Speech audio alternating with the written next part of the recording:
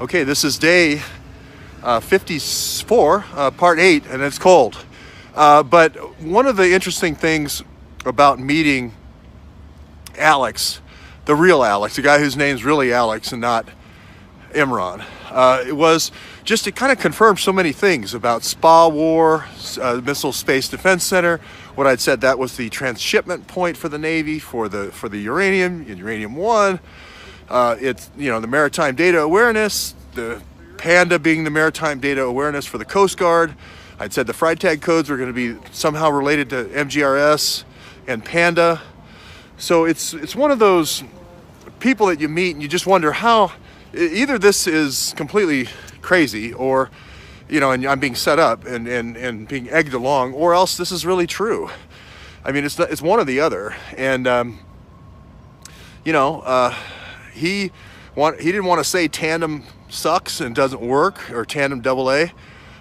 So he wouldn't say that. He's a very, we talked to him for a long time before and after, and he's a very honest person. But if you read the FBI's own report, or not the FBI's, but the Navy's own report, you'll see that they say the same thing. They have a scorecard. I pushed it out a week ago for maritime data awareness, and there was 12 or 14 different things they evaluated, and they said tandem doesn't work.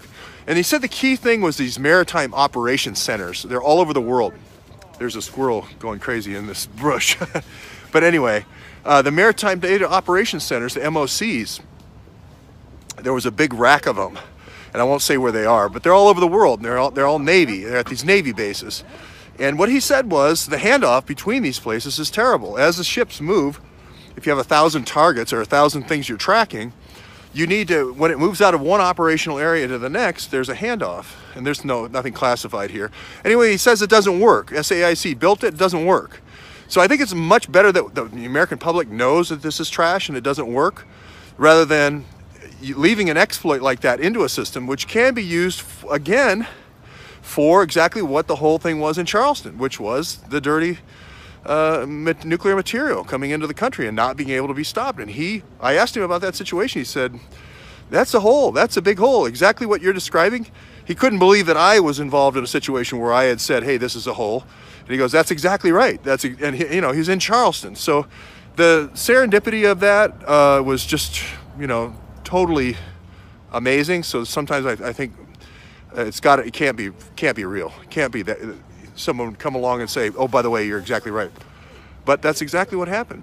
So we're going to keep in contact with Alex. We're going to keep in contact.